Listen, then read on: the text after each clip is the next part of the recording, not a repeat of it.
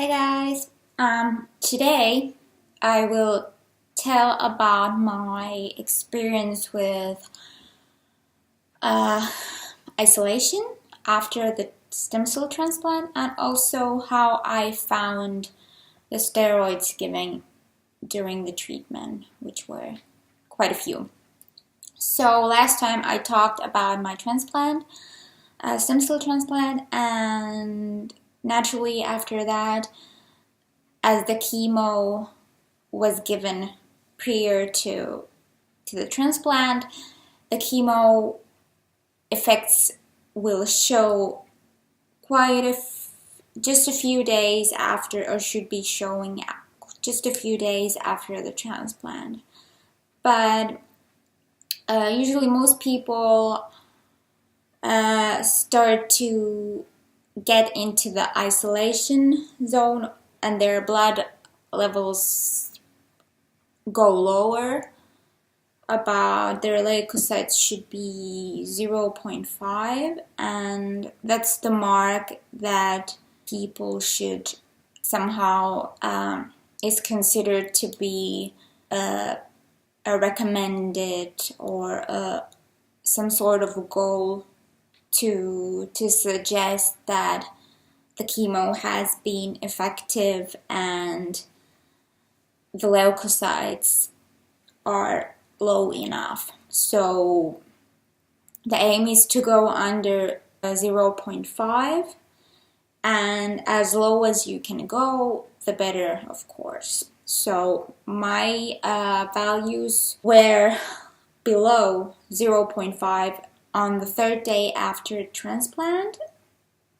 It took a bit longer, relatively long for me, because I think I am just my cells were always stubborn with Lamitrada and everything. It just took a bit longer for me. So on the third day I was put on isolation, and on the seventh day I was out of isolation. So I was in isolation for 4 days. So it's not that long, because usually people are at least 5 days in isolation, but people are all different. And also I hit the bottom with my leukocytes. My leukocytes went to 0.09. So my leukocytes were pretty close to 0. So I was very happy to see my leukocytes go that low. And that happened on the 5th day since transplant, and the second day of actually the third day of isolation. And ever since, my leukocyte values started to increase right quickly. So, and during those days in isolation, after I had hit the very low mark of leukocytes, I started receiving again these stimulation shots to stimulate my bone marrow to produce new cells that would be healthy at this time. So it took only 3 days, and during those 3 days I got the stimulation shots, and after those 3 days I stopped taking them. First of all, because I hated the feeling of the shots. It was very, very painful, although it lasted for a while, and I just preferred having my body to function on its own, and the doctor agreed, and my body was quite effective, producing more and more cells in a very short period of time. So on the 8th day of after my transplant, and it was the second day me being out of isolation, my leukocytes were already almost 8. So it's the quite high normal of leukocyte count. but my lymphocytes were still about 0 or something. So I am still immunocompromised whatsoever. I'm just not neutropenic or anything, and my leukocytes should be in a normal range. And also in isolation, the 4 days I spent, and as I can recall, in general, time passed very, very fast. So those 4 days, I didn't even feel the difference at all. The only difference was that I had to really stay in the room. I wasn't allowed to open the door and go to the hall to meet other patients. And I had to repeat all the daily routines. Don't wash your teeth with a toothbrush. Use your special mouthwash. Also, I was given a hospital nightgown. Also had to sanitize and clean my body, my face, my scalp, basically all my body parts with a special vodka bath solution. So it was quite interesting, and I actually enjoyed it, and I'm doing it even at home sometimes, because sometimes I scratch myself and I have to be, of course, very cautious. So basically my ISO time was quite short, and I had no complaints whatsoever about that. It was quite what I expected, and I just knew that soon I would be going home. And every day I just was following all my blood values, how they developed. But I had, of course, one concern that not all people, or most people, don't have.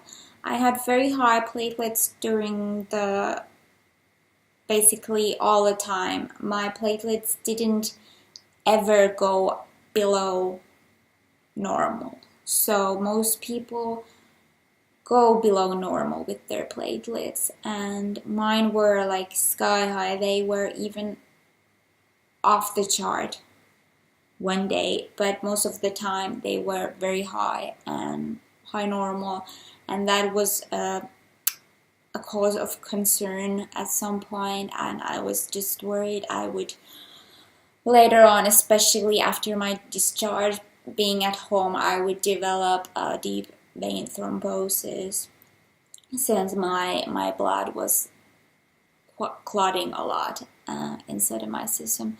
But luckily I didn't have anything like that, and I got my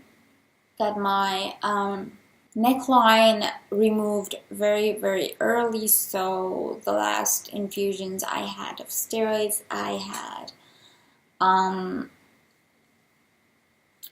through my arm cannulas. Also, steroids were very, very significant part of the treatment, and patients usually start, at least in Russia, they start taking. They are given usually they are given steroids since the mobilization stage, and the point having steroids basically during the whole time of the treatment is to alleviate any side effects from the as far as I have understand correctly, even from the stimulation shots, and especially from chemo, and possibly even from the transplant. So it's very necessary to have the steroids, although the dose is not huge, since the steroids are given for a few weeks at least. So the steroids are just there to help with the symptoms and serious side effects, possible side effects, just to balance the situation, since the the AJCT is not any walk in the park. All the agents, the drug agents used are quite massive, so steroids are definitely needed. But there is also a negative side to having steroids for a long time. At some point,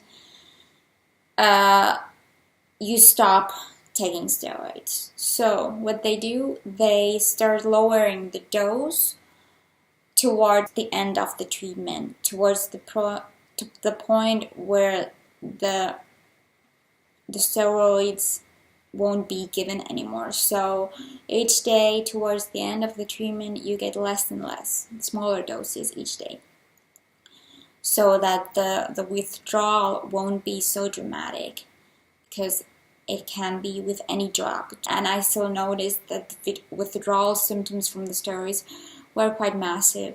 Some people might not experience them or notice, or it's difficult them to see which side effect is from chemo, which side effect is from the transplant, which is from the new applicant, from the stimulation shots.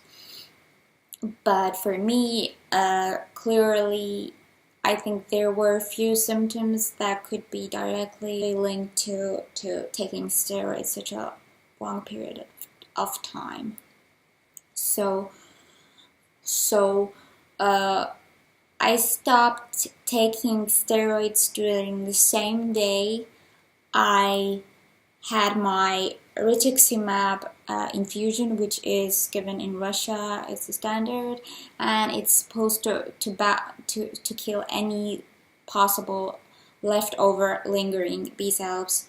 So that was no biggie. The rituximab infusion was very long, but I didn't have any side effects. So that was easy. And then also I had my last steroid infusion, but the next day I already started experiencing very, very weird symptoms, and I just figured out it must be from the steroids, since before I had AGCT,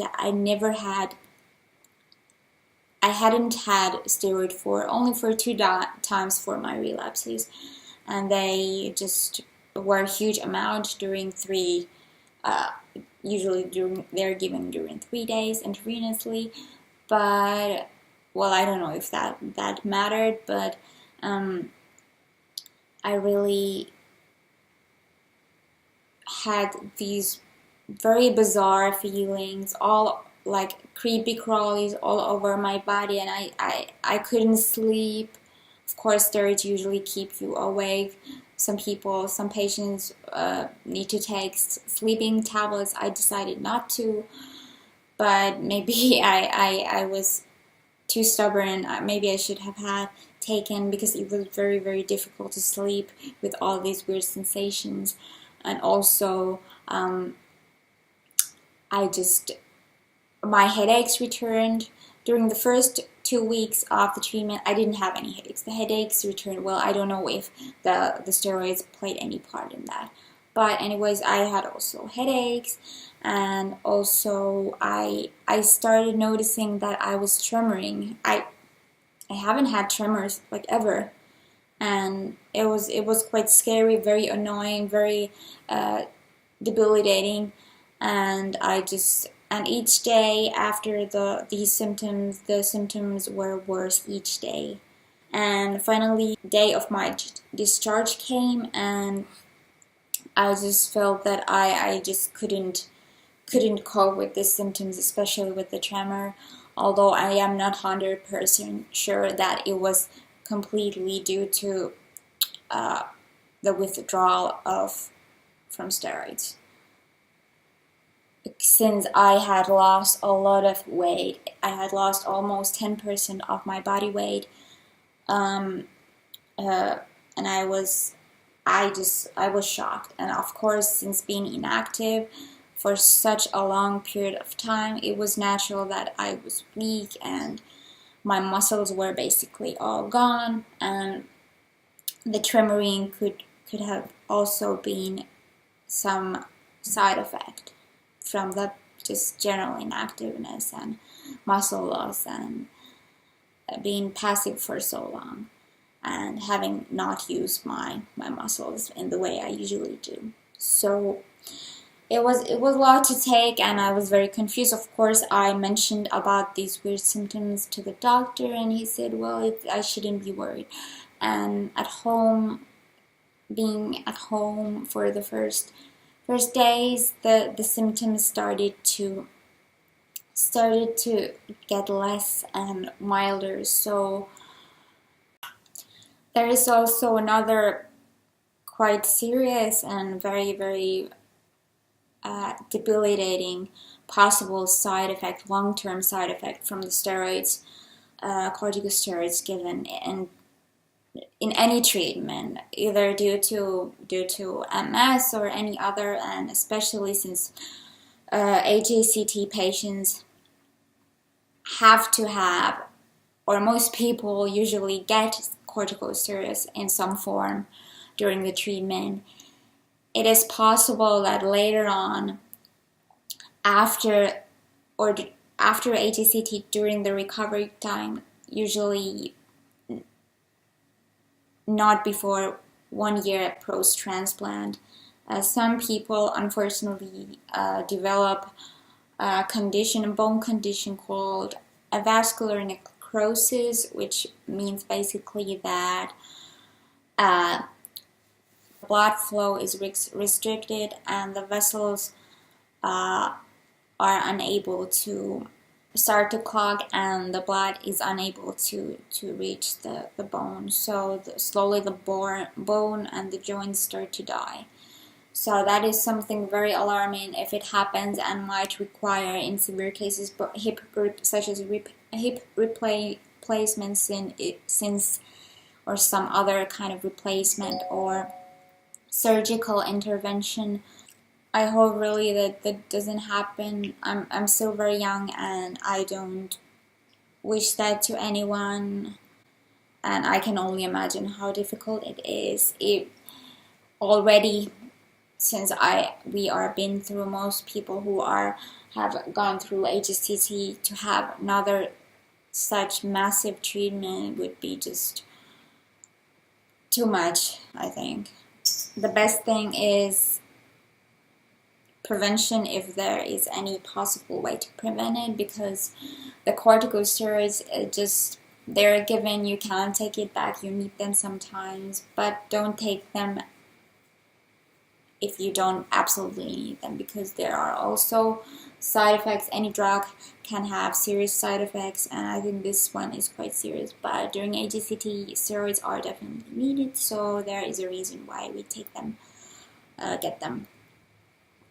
So I think it's also wise, personally, I think I'm going to get all my vitamin and my mineral levels checked for calcium and potassium and magnesium, any levels that could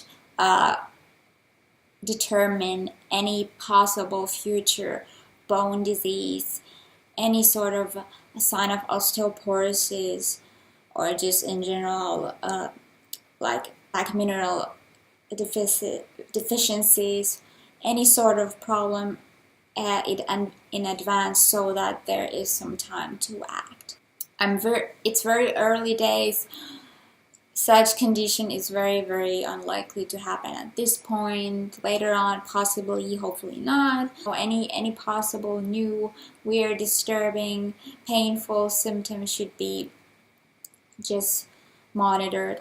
So I guess this was my view of the steroids and isolation and my experience. Also, if you're interested to know how I'm doing 2 months post-transplant, there's a link in the description box, so you can go to my blog page and read more about my condition and how I'm doing now 2 months post-transplant, especially symptoms-wise. Hope you gained some knowledge, some interesting facts, or just enjoyed listening to my experience. Hope you will watch my next video, and I guess this was it for today. Thank you for watching and hope to see you next time. Bye bye.